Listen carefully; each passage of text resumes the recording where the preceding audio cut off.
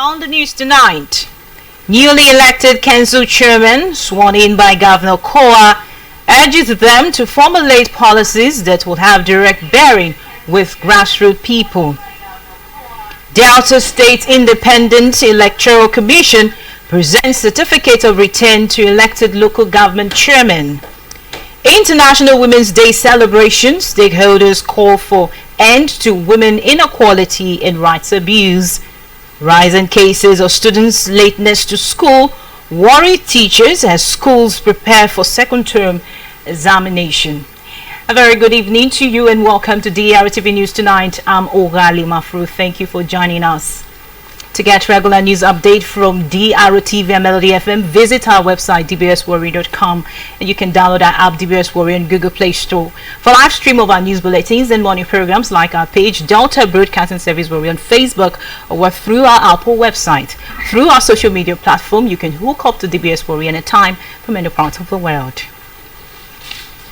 The newly elected local government council chairmen have been urged to formulate policies and programs that will impact positively on the economic well-being of the people and move them from poverty to prosperity. The state governor, Dr. Ifeanyi Okowa, stated this Monday while speaking at the swearing-in ceremony of the newly elected local government chairman and their vice held at the Cenotaph, Asaba. DRTV Government House correspondent Miriam Weke reports that Governor Okowa also charged the council chairman to pay particular attention to the most vulnerable in their respective council areas. Well, details of that report will be coming in the course of this bulletin. And moving further, the state Independent Electoral Commission DSEC has presented certificates of return to winners of last Saturday's chairmanship elections held across the 25 local government councils of the state. Correspondent Ikem Weke reports that the ceremony was performed by the chairman of the commission, Chief Michael Budu, at the DSEC headquarters in Asaba. The report.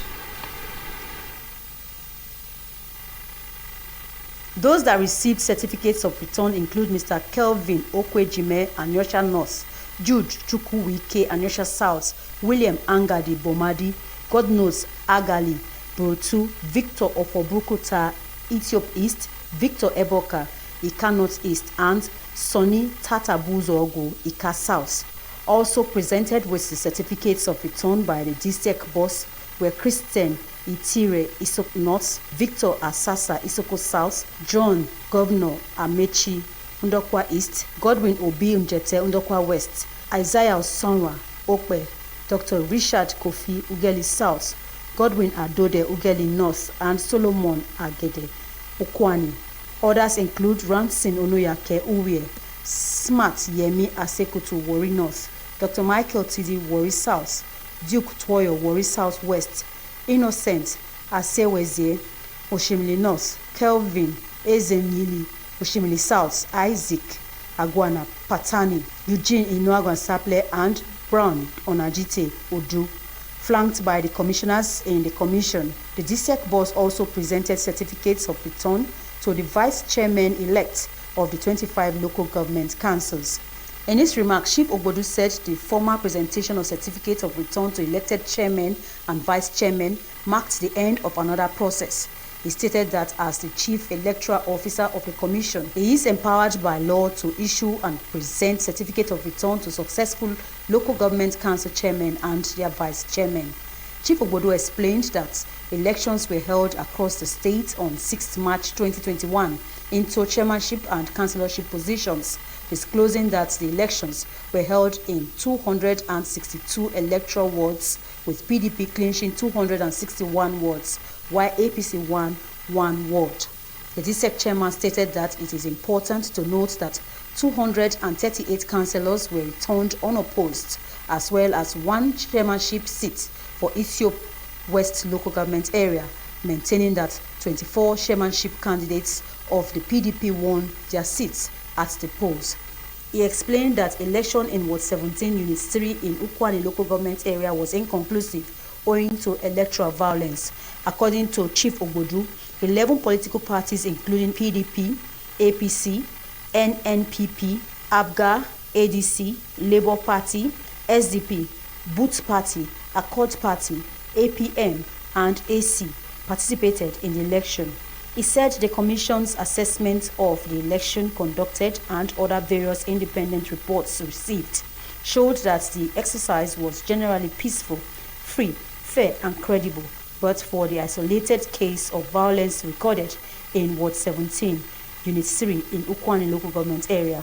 The DSEC chairman expressed appreciation to the leadership of the various political parties for the peaceful conduct of their teaming supporters during the polls. He also extended his gratitude to the leadership of various civil society organizations and the Delta State Council of the Nigeria Union of Journalists (NUJ), as well as the Nigeria Police, the Civil Defense Corps, TSS, the Federal Road Safety Corps, and other security outfits for their support. Chief Obodo charged the new leadership of the councils to help entrench democracy at the grassroots and impact positively on the lives of the people, even as he congratulated them for their victories at the polls. Back to our earlier report, the newly elected local government council chairmen have been urged to formulate policies and programs that will impact positively on the economic well-being of the people and move them from poverty to prosperity. The state governor, Dr. Ifeanyi Okowa, stated this Monday while speaking at the swearing-in ceremony of the newly elected local government chairman and their vice held at the Senate of Asaba.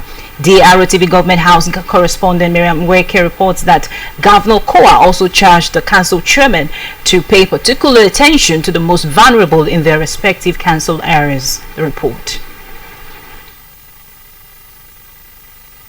Governor Kowa congratulated the newly elected chairman and the People's Democratic Party for the resounding victory at the local government council elections and acknowledged that the party's landslide victory demonstrated the supremacy of the PDP in Delta State. The governor commended the people for their turnout and peaceful conduct at the polls, the Delta State Independent Electoral Commission DSEC for standing firm and putting all the necessary structures in place for a hitch-free election, and the security agencies for their presence and preemptive action to forestall any ugly incident before, during and after the election on Saturday. As you begin your tenure today, I expect you to hit the ground running. It goes without saying that you are the vehicle to which the government is the grassroots, where the majority of our people live. Hence, in its slackness and the power to be a service to the people and it impact negatively on the state government. While urging the first-time chairman to work with the consciousness that government is a continuum by building on the foundation laid by their predecessors, Governor Kowa enjoined returning council chairmen to redouble their efforts and that the renewed mandate from the people is an invitation to consolidate on their achievements. He charged the newly sworn-in chairman to ensure that peace and security as well as prosperity of the people should be given priority in the agenda, as these have been the pivot to his administration's policies and programs since inception in 2015. Governor Kowa stressed the need for them to work closely with the traditional institutions, grassroots organizations, youth groups, vigilante groups, and official security channels to ensure peace and security in the communities. You must carry your resources and energies to make this reality because, as I've always said, there can be no development without peace.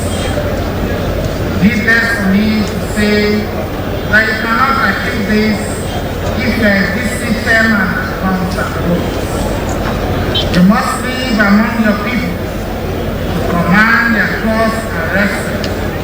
And we will not tolerate a situation where chairmen live outside their local governments and they are found in the local government council only once or twice a week. Responding on behalf of the newly elected and sworn-in chairman, the vice chairman and chairman of Ndokwa East Local Government Council, Mr. Juan, Governor thanked Governor Kowa and leaders of the PDP in the state for the opportunity given them to serve at the grassroots level of governance. Mr. Governor expressed appreciation to the electorate in the various local government areas of the state for casting their votes for the PDP at the March 6 local government council polls and promised that they will not betray the confidence reposed in them. We know that the task ahead of us is very enormous, but how repose this confidence in us?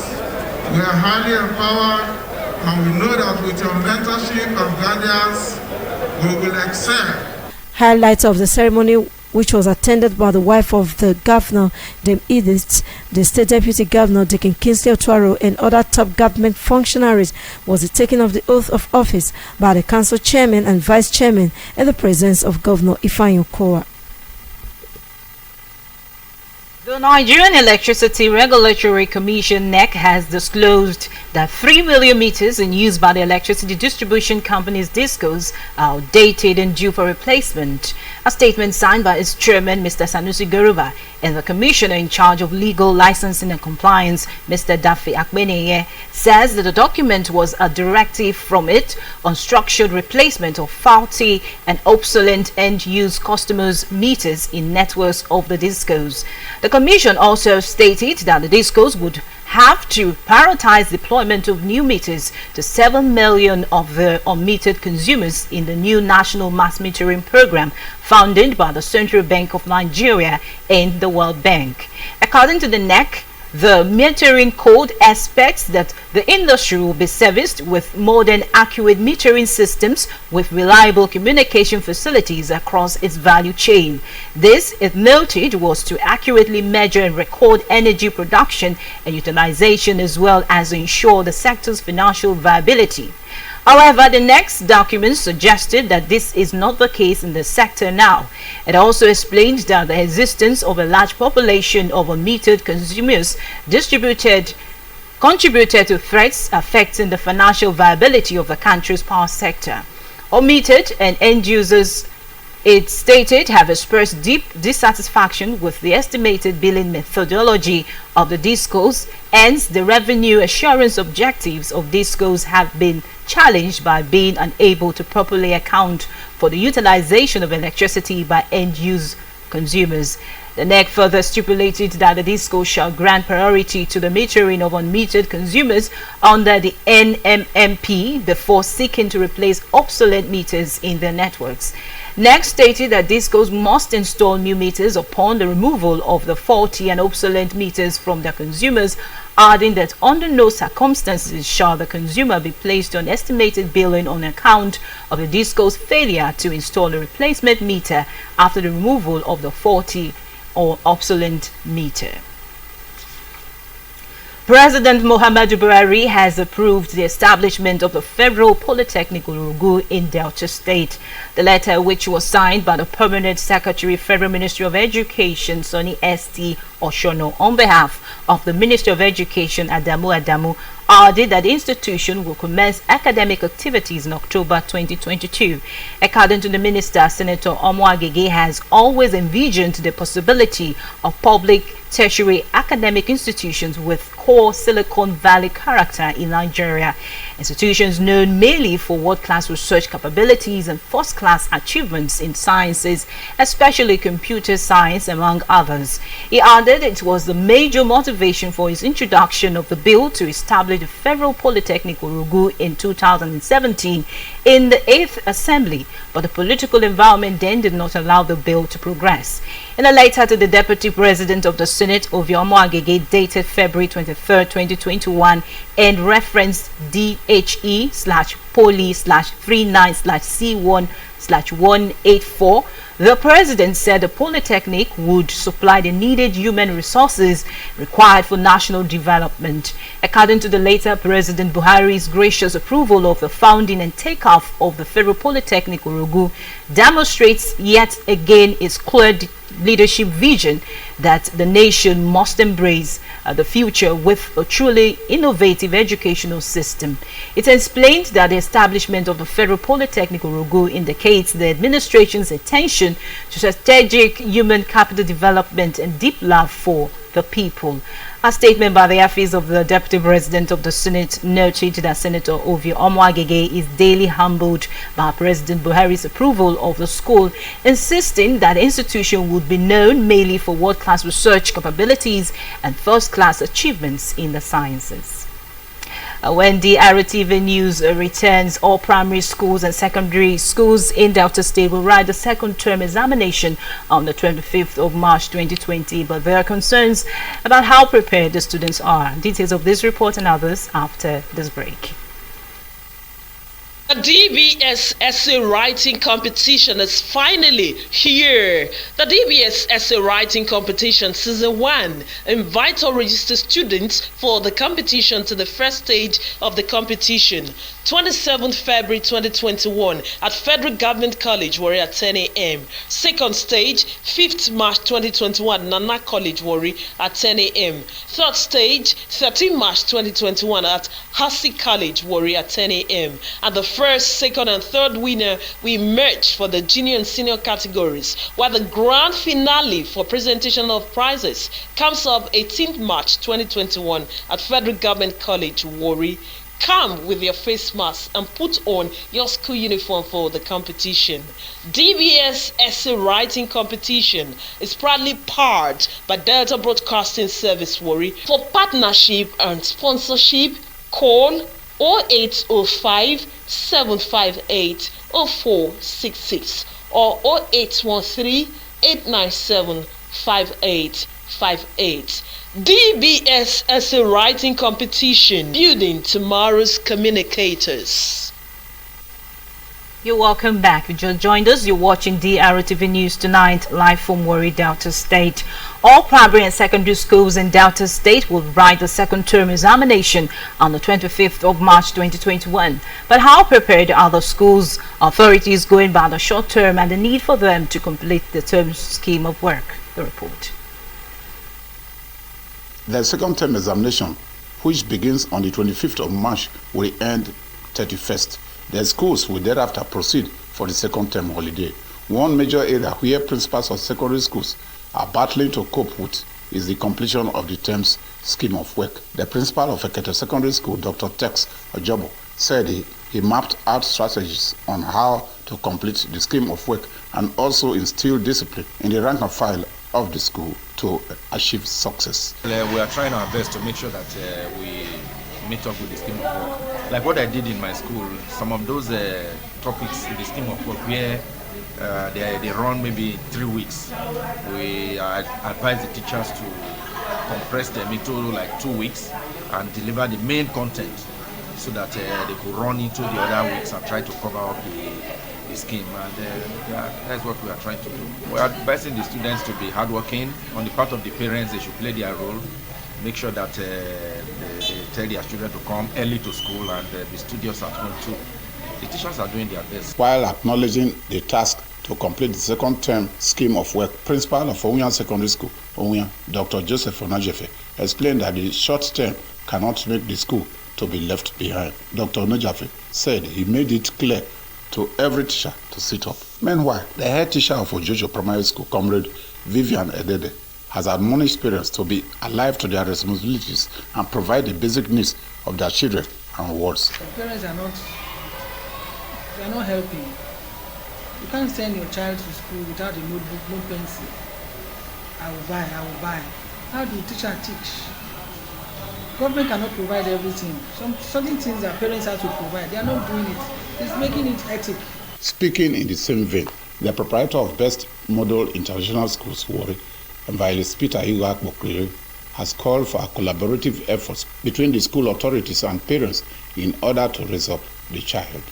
Evangelist Igwakbokrere said the school has completed its scheme of work in readiness for the second term examination. School authority have tried our best to ensure that we bridge the gap by having extension classes in most cases, just to cover up the scheme of work because of the short term that we have this second term. And you can see during the period there was no midterm break, so the period we're supposed to observe the midterm break were also used to ensure that the scheme is covered. And now exam is about a week from now.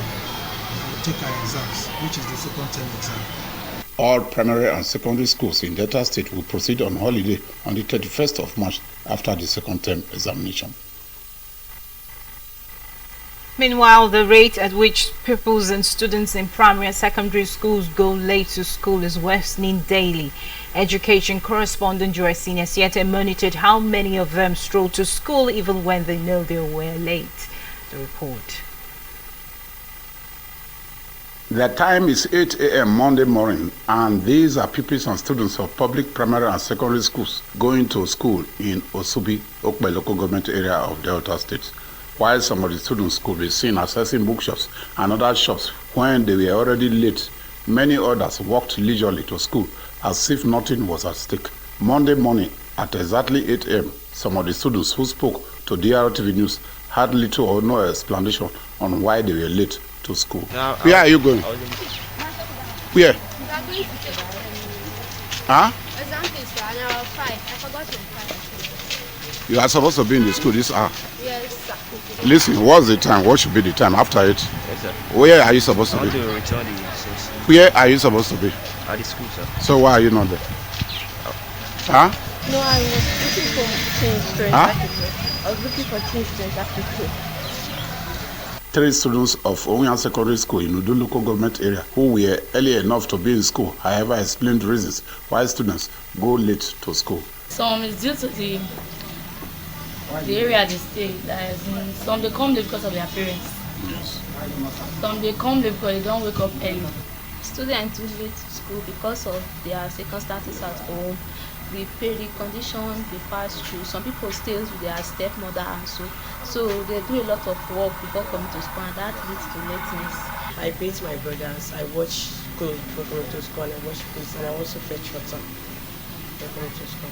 Investigations, however, revealed that many learners and students, especially of government schools, are not serious going to school. A parent in Onya, Apostle David Ogoro, described as supporting the attitude of students going to school late. It's very, very bad. They have a good role to play. You know, only the teachers cannot do the work of educating children. Parents have even a major role to play because the children belongs to them. You hear me now? They're supposed to help the children by waking them up on time early, and at the same time, not even sending them messages like that school hour, that school day. Every other thing they want the children to do, the children can do it after the school or before the school time, like a day before the school time, not the day of the school. That morning, start sending them message to go and buy this, go and do this. That will not take their time, and that will not make the children to prepare late and start coming to school late. The parent noted that the effect on the student who go to school late is that such a student could miss the first 2 subjects taught in the morning. Joy Senior Siete, DRTV News.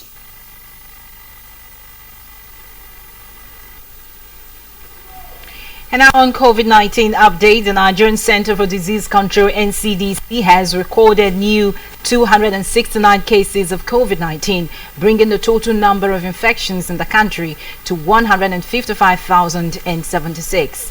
The NCDC disclosed this on its official Twitter handle Sunday. The agency also registered 5 COVID-19 additional deaths, raising the total fatality in the country to 1,969. The Nigerian Public Health Institution stated that the new infections were registered across 18 states and the FCT in the last 24 hours. It stated that Enugu reported 78 cases of the virus on Sunday, Bauchi had 37, Rivers confirmed 22, Imo had 18, Ogun reported 16, FCT had 15, while Akwa Ibom and Kaduna had 13 cases each. Kebbi reported 11, Kwara had 9, Edo 7, Ekiti confirmed 6, Borno and Yobe reported 5 cases each. Kano had 4, Nasarawa and Oshun confirmed 3 cases each. Also, Anambra and Plateau reported 2 cases each. The NCDC audited that 230 patients have been discharged after testing negative to the disease. The agency disclosed that the number of active cases had dropped from 19,909 on Monday, March to 18,647 in 1 week. According to the agency, last week, the country recorded more reductions in its number of confirmed cases, recoveries, and deaths. According to the data provided by the agency, 2,870 cases recorded last week is a reduction from the 3,864 cases recorded the previous week. A total of 48,090 samples were collected for testing last week, compared to the 42,383 tested the previous week. The country has so far tested 1,544,008 samples, out of which 158,237 cases have been confirmed positive. A total of 137,645 cases have since been discharged after treatment, and currently there are 18,628 patients in various isolation centers across the country. The National Population Commission has commenced the enumeration area demarcation of Saple, Ethiopia West and Warri North local government areas. The commissioner representing Delta State in the National Population Commission, Sir Richard Odibo, who disclosed this in Saple, said the exercise will end on 7th April 2021. Report.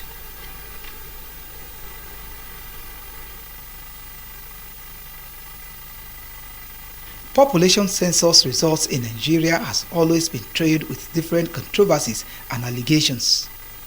As part of efforts to conduct an accurate population census that will be generally accepted in the country, the National Population Commission decided to carry out enumeration area demarcation of the 774 local government areas in the country with sophisticated technology.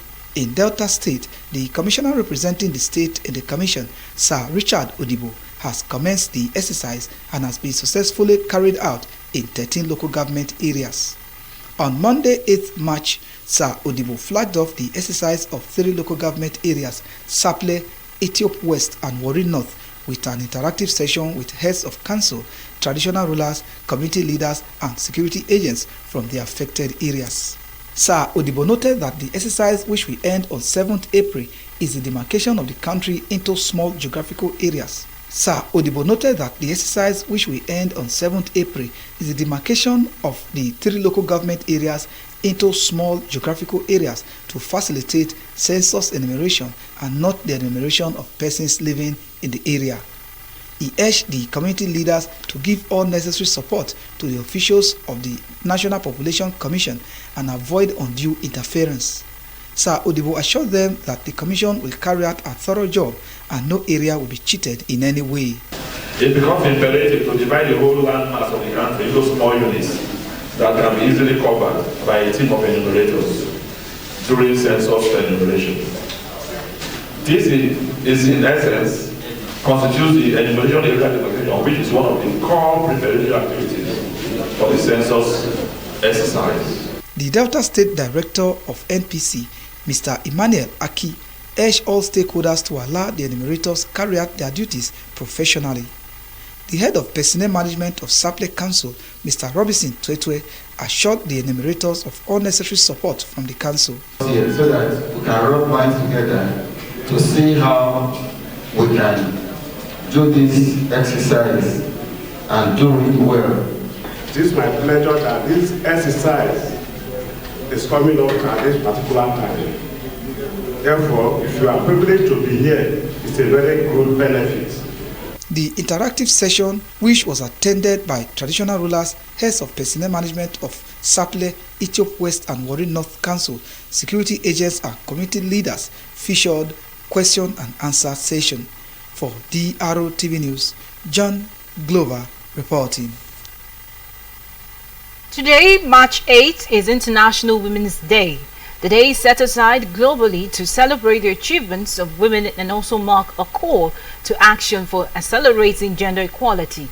In commemorating the 2021 International Women's Day in Nigeria, women are of the view that more opportunities should be given to them, just like their male counterparts. March 8 every year is declared by the United Nations General Assembly as the International Women's Day to raise the awareness and the need to honor women owing to their contributions to the growth of the society.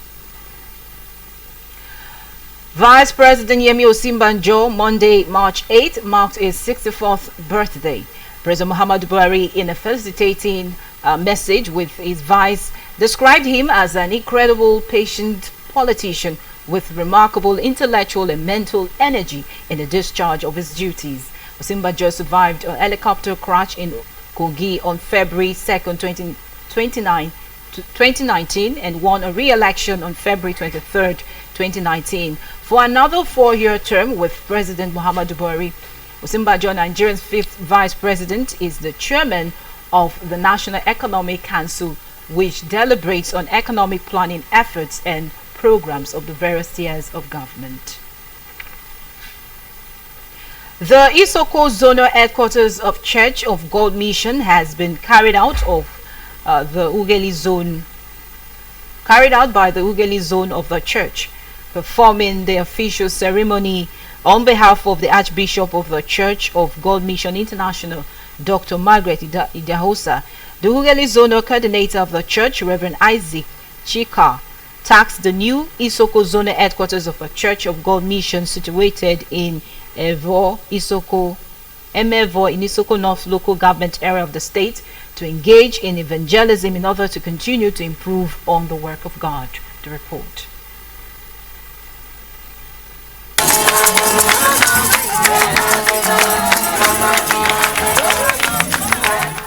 These are women of the Isoko Zonal Headquarters of Church of God Mission welcoming the Ughelli Zonal Coordinator and his entourage to Emevo for the official declaration of the Isoko Zone independent from the Ughelli Zonal Headquarters. Shortly after his arrival, the Ughelli Zonal Coordinator Church of God Mission, Reverend Isaac Chicha, told the Isoko branch of the church to see their new status as a clarion call to reach out to unbelievers in their locality and bring them to Jesus Christ through evangelism. Reverend Chicha said the Isoko Zone is due for a new headquarters because the zone had lots of ministers as well as branches. While presenting the official document to certify Church of God Mission Emevo as the zonal headquarters of the church, as well as the document to assign functions to ministers of the church in Isoko, Reverend Chicha congratulated them and spoke extensively on the need for the church to yield spiritual and physical growth. We believe in growth because the Lord said we should go into the world and preach to every creature. What we are doing is to expand the gospel. Zonal Coordinator of the Church of God Mission Isoko Zone, Reverend Odaigwe Ado Ifeanyi, commended the Ughelli Zonal Coordinator of the church, Reverend Isaac Chicha, for his commitment towards the realization of the gospel of Christ. Reverend Odaigwe urged ministers under the Isoko Zone of the church to always work together to uplift the kingdom of God. Other ministers who spoke, including the National Presbyter Ole Province, Reverend Henry Ehige, and Secretary of the Church of God Mission Isoko Zonal Headquarters Emevo, Deacon Friday Erelibe, observed that God is faithful to mankind. Let us keep on keeping on, because God has something good in store for us. And our members that are here represented from every branch, if you get home, tell your people to cooperate with your pastors. Isoko have been long matured, but we are just waiting for God's time, and God used our Reverend Kika of Ughelli Zone to make this happen. Actually, it's one of the ways to increase the work of God in our land. You know, Church of God Mission evangelism is our supreme task. There was atmosphere of joy all through the church service as the choir, children, and other groups entertained guests. The Ughelli Zonal Coordinator of the Church of God Mission, Reverend Isaac Chicha, accompanied by his wife, Beatrice, had earlier dedicated a child in the Ekigbo branch of the Church of God Mission in Ughelli before proceeding to Emevo for the official declaration of the Isoko Zonal headquarters of the church. Meanwhile, the Nigerian Association of Women Journalists NAWOJ has joined the global community to celebrate the outstanding achievements recorded by Nigerian women as governments and organizations around the world marks the 2021 International Women's Day. A statement by the NAWOJ National President Ladi Bala and the National Secretary Helen Udofa says this year's theme, Women in Leadership Achieving an Equal Future in the COVID-19 World, focuses on celebrating the tremendous efforts by women and girls around the world in shaping an equal future for themselves. Also aligns with the priority theme of the 65th session of the Commission on the status of women in public life, as well as eliminators of violence for achieving gender equality and the empowerment of all women and girls. In line with the theme, NAWOJ stressed that women deserve to be celebrated as they stand at the front lines of the COVID-19 pandemic healthcare workers, caregivers, innovators, community organizers, and are some of the most exemplary and effective national leaders in combating the pandemic. According to the statement, after 27 years, the adoption of the Belgian Declaration and Platform for Action, not a single country can claim to have achieved gender equality, as multiple obstacles remained unchanged in law and culture, adding that women and girls continue to be undervalued as they work more and earn less, have fewer choices, and experience multiple forms of violence at home and in public places, thereby hindering their advancement. NAWOJ therefore called for concerted efforts to eliminate those persistent and pre-existing social barriers to gender equality, and an end to practices that are inimical to the advancement of women and girls in Nigeria. We're congratulating women for bringing perspectives and skills to the table, as well as making irreplaceable contributions to nation building. NAWOJ called for equality in political leadership, more women inclusion in governance, corporate boardrooms, and factory floors. NAWOJ also described as unacceptable and retrogressive the recent spate of adoption of students in schools by criminal elements, and appeals to government at all levels to ensure and secure all schools by fencing it and deploying security personnel to safeguard the lives of students and pupils for each free learning. The United Kingdom has announced that international students who want to work in England following the successful completion of a UK degree at bachelor's degree level or above, or an eligible professional qualification, can now do so. Nigeria is one of the main countries sending students to the UK, and the numbers have increased in recent years. According to statistics, in 2020 and 2020, over 13,000 Nigerian students were granted a UK study visa, an increase of 56% on the year before. The British government said the graduates could look for work after their studies for a maximum period of 2 years and 3 years of PhD students. For PhD students, according to a statement by the British High Commission, this will allow the UK to retain the brightest and the best students to continue to contribute to the UK post-study. It added that applications for the graduate route will open on July 1st, 2021, ensuring Nigerian students would continue to choose the UK as a destination to study and build their careers.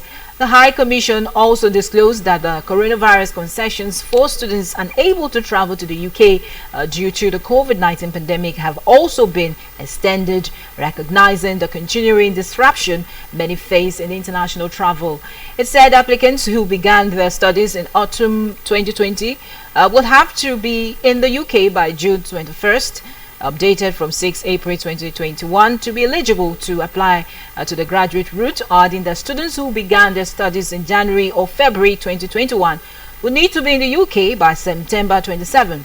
It said the new graduate route would help the UK government to achieve the ambitions set out in the international education strategy to increase the number of international students in higher education in the UK to 600,000 by 2030. In her remarks, the British High Commission to Nigeria, Katoria Ling, stated 2020, over 13,000 Nigerian students were granted a UK study visa to continue their academic journey. This is a testament to the strengthening educational relationship between the UK and Nigeria. And on the foreign scene, Meghan, the wife of Prince Harry, has accused the British royal family of racism, lying and pushing her to the brink of suicide in an explosive television interview that looks set to shake the monarchy to its core. The 39-year-old, whose mother is black and father is white, said she had been naive before she married into the family in 2018, but ended up having suicidal thoughts and considering self-harm after pleading for help but getting none. She added that her son, Archie, now aged 1, had been denied the title of prince because there were concerns within the royal family about how dark his skin might be. It said there had been conversations about how dark his skin might be when he was born. Meghan declined to say who had urged such concern, as did Harry, who said his family had cut them off financially and that his father, Prince Charles, heir to the British throne, had let him down and refused to take his calls at one point. Buckingham Palace has yet to comment publicly on the interview which held on the early hours of Monday morning in Britain. Meghan accused the British royal family as uncaring, mendacious, and accused Kate, the wife of her husband's brother Prince William, of making her cry before her wedding, while the family, including Prince Charles, came in for open criticism. Neither Harry nor Meghan attacked Queen Elizabeth directly. Harry, 36, said they had stepped back from royal duties because of lack of understanding and that he was worried about history repeating itself, a reference to the 1997 death of his mother, Diana. Harry denied blindsiding Queen Elizabeth, his grandmother, with his decision to shun life within the monarchy, but added that his father stopped taking his calls at one point. The remains of community leader late Pa Nelson Orji were laid to rest in his country home at Ubuluku, Anosho South local government area of Delta State. Speaking during the funeral service at St. Mark's Anglican Church, Ubuluku, Venerable Friday Ejemari admonished Christians to have the fear of God and live a life worthy of emulation. To report. Venerable Friday Ejimera was speaking to the congregation, noted that everyone on planet Earth would one day pass on, but no one knows the actual time. He advised the congregation to worship God in truth and in spirit. Venerable Ejimera enjoined the children of late Pa Nelson Orji to emulate his good works while on earth, stressing that their father was loved by all he came in contact with while alive. Venerable Ejimera, who is the vicar of St. Stephen's Anglican Church, Jakpa Road, Efru, called on Christians to work towards making heaven. Beloved, we have a short time to spend on planet Earth. Are you living your life? Are you living your life? The time is so evil in this our generation. Asking for the separation to serve God faithfully, that at the end of the race, heaven shall be left for us. The only lesson was read by Comrade Daniel Orji of Delta Broadcasting Service, Warri. For if we believe that Jesus died and rose again, even so, then also we sleep in Jesus, will God bring with him. For this we say unto you by the word of the Lord. The funeral service featured thanksgiving by the family of late Pa Nelson Orji, special anthem by St. Mark's Anglican Church Choir, and Hussey College Warri anthem in honor of late Pa Nelson Orji, who worked at the college for 22 years.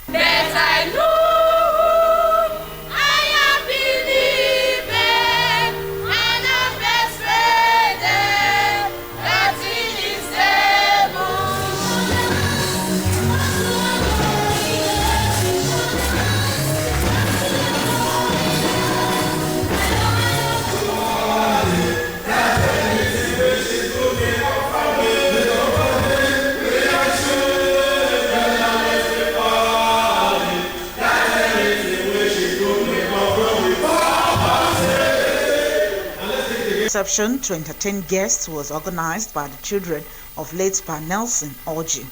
The funeral service was attended by staff of Delta Broadcasting Service Warri and Asaba, representatives of Nigerian Union of Journalists, Delta State Council, Hussey College Old Students, DBS Sports Club, amongst other well-wishers. Pa Nelson Orji was later laid to Mother Earth. Late Pa Nelson Orji was aged 87 and survived by 3 children, 8 grandchildren, brother, sister, and relatives. Service of songs and outing service was also held in honor of late Pa Nelson Orji. On sports, former international Dosu Joseph has described Dutch duo of Clements Westerhof of Johannes Bethere has 2 of the best foreign coaches the senior national team has ever employed. Details of this and others from our sport desk. Former Super Eagles goalkeeper Dosu Joseph has described Clement Westerhof and Johannes Bromfrey as 2 of the best foreign coaches blessed with technical and tactical qualities the senior national team has ever employed. The Atlanta Olympic gold medalist stated this during an interview with newsmen where he condemned the other coaches employed after them as mechanics. The duo of Westerhoff and Bromfrey led the team to win the 1994 African Cup of Nations in Tunisia. The latter also helped the Olympic Eagles to win the 1996 Olympic football gold medal. Since that success, Nigeria has employed coaches such as Philip Truze, Bora Milutinovic, Thijs Libret, Betty Vogt, Lars Lagerberg, and Gellert Rohr. Meanwhile, Nigeria's Golden Eaglets coach Fatai Amu has disclosed that the team is setting sights on making the country proud at the forthcoming Under 17 African Cup of Nations slated for Morocco. Nigeria has been pitted alongside Tanzania, Algeria, and Congo in Group B of the tournament. They will face Tanzania on the 14th of March before confronting Congo and Algeria respectively. Having achieved a brilliant task with the team coming second in the WAFU tournament, Amo, in a chat with newsmen, stated that the team's next ambition is the Under-17 AFCON. That should be a new rule. When you're up this much, you got to end it on a 3 if you need 3. All right, what's Lulu thinking about here? Game. He's saying game. He's thinking about game. In basketball, Milwaukee Bucks star Giannis Antetokounmpo won his first NBA All-Star Game Most Valuable Player award as Team LeBron cruised to a 170-150 victory over Team Durant on Sunday night in Atlanta. Antetokounmpo shattered the previous record of most makes without a miss in an All-Star game set by Hal Greer when he went 8 for 8 in 1968. In the game Team LeBron controlled from start to finish, it was Antetokounmpo who finished with a game-high 35 points, Steph Curry 28 points, 8 3-pointers, and Damian Lillard 32 points and the game-sealing 3-pointer who led the way. The three fought for the MVP trophy down to the end, with Antetokounmpo ultimately winning it. In addition to it being the first time he has won the award, it also was a chance for Antetokounmpo to take home an honor named after Kobe Bryant, something that made it extra special for him. For DRTV Sports, Victor Bogidi reporting.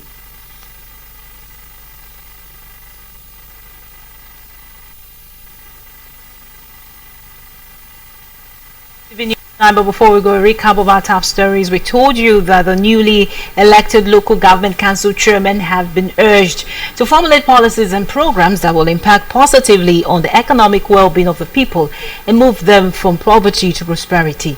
The state governor, Dr. Ifeanyi Okowa, stated this Monday while speaking at the swearing-in ceremony of the newly elected local government chairmen and advice held at the Cenotaph, Asaba. We also told you that the Delta State Independent Electoral Commission, DSEC, has presented certificates of return to winners of the last Saturday's chairmanship elections held across the 25 local government councils of the state.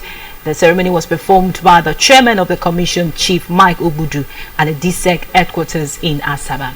And that's it on DRTV News Tonight. I'm Ogade Mafuru. Thank you for watching.